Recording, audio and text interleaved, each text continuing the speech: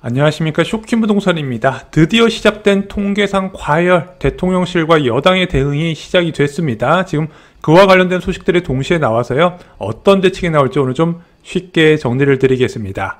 매주 목요일 오후 2시에 부동산 시장의 중요한 통계가 발표되죠. 한국부동산원 서울아파트 주간 매매가격지수 변동률이 나왔는데 9월 29일 기준 서울아파트는 0.27% 상승한 것으로 나타났습니다. 통계상 과열이 나타났어요. 25개 자치구 전체가 올라갔고요. 627 부동산 대책 이후에 상승세가 둔화됐던 것이 4주 연속 확대되는 모습이 나타났습니다. 0.25% 상승률 과열의 기준인데 벌써 올해 세 번째 돌파고요. 부동산 불장이 시작된 지 1개월 만에 통계도 과열로 잡혔다는 점, 그래서 통계는 항상 늦는다 말씀을 드렸죠. 서울은 어디가 과열됐을까요? 한강벨트 주변에 뚜렷한 과열이 보입니다. 성동구가 0.59에서 0.78, 마포구가 0.43에서 0.69, 광지구가 0.35에서 0.65, 그리고 강동구가 0.31에서 0.49, 동작구가 0.2에서 0.3, 양천구가 0.28에서 0.39, 영등포구가 0.24에서 0.32로 한강벨트 주변에 뚜렷한 강세가 포착이 됐습니다. 그리고 이것은 한강벨트를 넘어서 주변 지역으로 퍼져나가는 모습인데 동대문구가 0.15에서 0.25%로 상승률이 확대됐습니다. 이미 9월 중순부터 과열 조짐이 보였어요.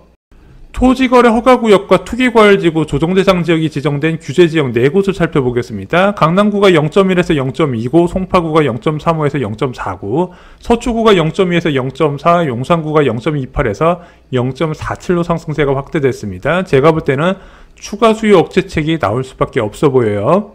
경기도에서 과열이 나타나는 지역은 이제 과천시입니다. 0.23에서 0.54가 됐고요. 성남시 분당구가 0.64에서 0.97이 됐습니다. 이 정도면은 1년으로 계산하면 거의 50% 오른다는 얘기예요. 수정구는 0.03에서 0.4로 굉장히 과열이 포착됐고요. 광명시가 0.28에서 0.24, 하남시가 0.13에서 0.27이 됐습니다. 제가 볼 때는 서울 옆세권이라 불리는 시들도 규제 대상이 포함될 가능성이 있어 보여요. 수도권 아파트 시장의 특성이 있습니다. 한번 과열되면 자체적으로 꺼지기가 굉장히 어렵다는 거죠.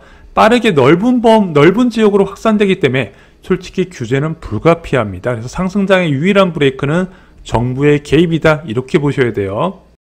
목요일 언론에 공개된 대통령실 반응 살펴보겠습니다. 김용범 정책실장이 인터뷰를 했는데요. 서울 부동산 규제지역 확대 필요하면 정교하게 하겠다. 자, 이 사람은 대통령의 정책 컨트롤 타워 역할을 하는 핵심 참모입니다. 그래서 부동산 대책 담당하는 사람이 정책실장과 경제성장수석으로 보셔야 돼요. 경제성장수석은 얼마 전에 인터뷰를 영상으로 제작해드렸죠. 기자가 왜 이렇게 집값이 올라가나요? 질문을 했더니 정책실장은 경제가 정상 궤도로 올라갈 때 부동산도 상승세로 돌아서는 게 어떤 면에서는 자연스럽다. 그리고 반도체 산업 호황 등에 따른 소득 증가와 주식, 암호화폐 등에 따른 자산 가격 상승도 부동산 시장에 영향을 주고 있다. 하이닉스에서 엄청난 성과금을 뿌렸고 요즘 주식 시장 굉장히 뜨겁지 않습니까? 그런 것들이 올라가면서 부동산 시장으로 더 많은 자금이 들어올 수 있게 돼 있다. 지금 이렇게 해석을 하는 거예요. 그래서 많은 무주택자분들이 내가 볼 때는 집값이 너무 비싼 것 같은데 정부는 왜 이것을 안 낮춰주지? 이렇게 기대를 하시는데 정부는 가격을 타겟팅해서 접근하는 곳이 아니에요. 한쪽 방향으로 쏠릴 때만 개입한다는 거 아마 대통령실 정책실장의 인터뷰를 보면 이해가 되실 겁니다. 627 대책은 왜 효과가 없나요? 기자가 물어봤더니 정책실장은 당시에도 대책 효과는 몇 개월에 그칠 것으로 봤다고 해요. 근데 경제성장으로 늘어난 수요와 제한적인 공급 사이의 미스매치는 여전하기 때문에 결국엔 공급이 부족해서 올랐다, 이렇게 답변을 한 겁니다. 물론 97 공급 대책은 비교적 짜임새 있게 마련됐다고 자체 평가를 했어요. 정책실장의 발언을 보면 현재 부동산 시장이 투기적인 수요가 늘어나서 과열됐다, 이런 이야기를 하는 게 아니라 공급이 부족해서 과열됐다, 이런 말을 하고 있단 말입니다. 부동산 대책은 공급 확대와 수요 억제 투트랙인데 공급 확대에 좀 더 비중을 맞추는 전략이 나올 가능성이 있다. 정책실장 발언을 보면 좀 이렇게 해석이 돼요. 시장에서 제일 관심을 갖는 질문, 바로 규제지역 더 확대하나요죠. 자, 근데 정책실장은 이렇게 답변했습니다.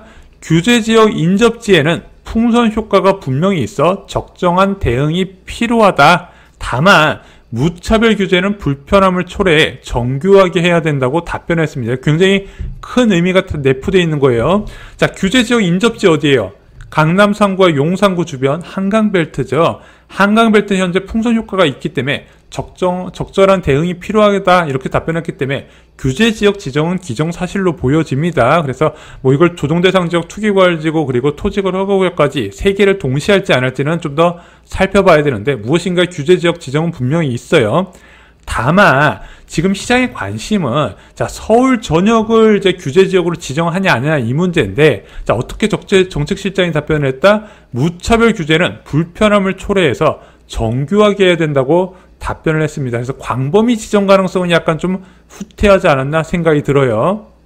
또한 시장에 관심을 많이 받는 내용이죠. 전세대출 규제 현재 무주택자는 5억까지 전세자금 대출이 나오고 1주택자는 2억까지 전세자금 대출이 나옵니다. 이에 대해 정책실장은 전세대출을 줄이면 중산층의 전세 부담이 커져 해결이 쉽지 않다. 왜 그러냐면 이게 뭐 다양한 부작용도 있는데 만약에 전세값이 급등하면은 그 전세대출을 활용해서 올라간 전세값을 해결할 수 있거든요. 근데 전세대출을 줄이면 그냥 이사를 가야 되지 않습니까? 그래서 이런 부분이 있다. 그리고 실소유자 보호와 정책 필요성 사이에선 딜레마가 있어서 어려운 영역이다. 아직까지 고민 중이라는 의견을 좀 답변을 했어요. 그래서 금융당국에서는 전세대출 규제를 뭐 기정사실화한다 이런 보도가 나오고 있는데 아직까지 그런 단계는 아닌 것 같습니다. 물론 대통령실 정책실장의 답변은요.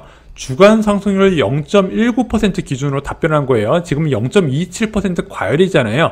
대통령실을 비롯한 정부 기관은요. 통계를 기준으로 정책을 세우기 때문에 그 통계에 맞는 대책과 대응이 나오게 되어 있습니다. 그냥 0.19% 기준으로 답변한 거 일단 참고를 하셨으면 좋겠어요. 여당의 생각은 어떨까요? 자, 집값이 급등한다는 건 여당에도 좋은 소식은 아닌데요. 한정희 민주당 정책위 의장은 김종배의 시선집중 인터뷰에서 이렇게 발언을 했어요. 공급 대책은 정확히 필요한 지점에 들어가야 되는데 전 정부의 지원으로 2025년부터 2027년 공급이 부족하다. 왜냐면 이 시기에 윤석열 정부에서는 집값이 급락했던 상황이라서 3기 신도시가 약간 올스톱됐었거든요. 그 부작용이 지금 나타나고 있다고 이야기를 하는 거예요. 자, 27년 하반기부터 시장 예상보다 많은 주택이 공급되도록 대책을 준비 중이라고 이야기를 했습니다. 그래서 여당 역시도 공급 중심의 대책을 준비 중이다. 좀 이렇게 해석이 됐어요. 대통령실과 여당의 의견을 종합하면요. 과열의 원인을 경기 개선에 따른 수요 증가와 공급 부족으로 인식을 했습니다. 그래서 추가 부동산 대책에는 공급 대책이 대거 포함될 것이라는 전망이 나와요. 자, 97 부동산 대책 이후에 걔가 공급 대책이었거든요. 추가로 무엇인가 공급을 앞당기는 방안을 내놓을 것으로 예상이 됩니다. 자, 규제 지역 확대는 풍선 효과를 우려해서 신중히 검토하는 모습인데 문제는 광범위 지정은 좀 부작용을 우려한다 이런 식으로 대통령실에서 의견이 처음으로 나왔어요. 물론 0.19% 상승률 기준으로 답변한 거긴 한데 이런 내용도 참고를 하셨으면 좋겠습니다. 그럼 부동산 대책은 언제 나올까요? 이게 지금 시장 참여자한테 굉장히 중요하거든요.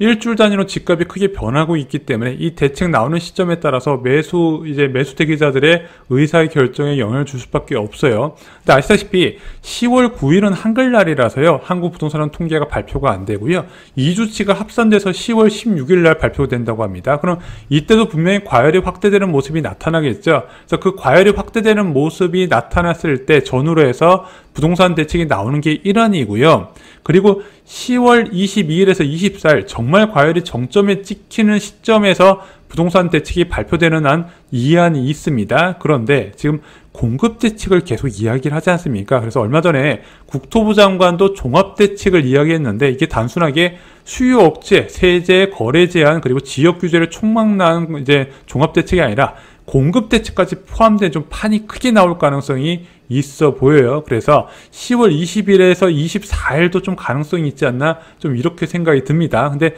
저는 이렇게 생각을 해요. 자, 대책이 늦으면요.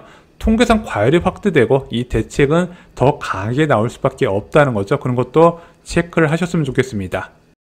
오늘 준비한 소식은 여기까지입니다. 10월 2일 멤버십 영상에서 여러분의 아파트는 여기까지 오릅니다. 아파트 가격대별 상승 여력과 상승 시기를 예상했고요. 부동산 대책과 매수 선택에 대해서 말씀을 드렸습니다. 마지막으로 많은 분들이 궁금해하시는 지금 사도 되나요?에 대한 해답을 좀 속 시원하게 정리를 드렸습니다. 쇼킹 부동산 멤버십은 주 3회 전용 연사에 올라가고요. 다른 인생을 원하시는 분들께 적극 추천드립니다. 이상 영상 마치겠습니다. 감사합니다.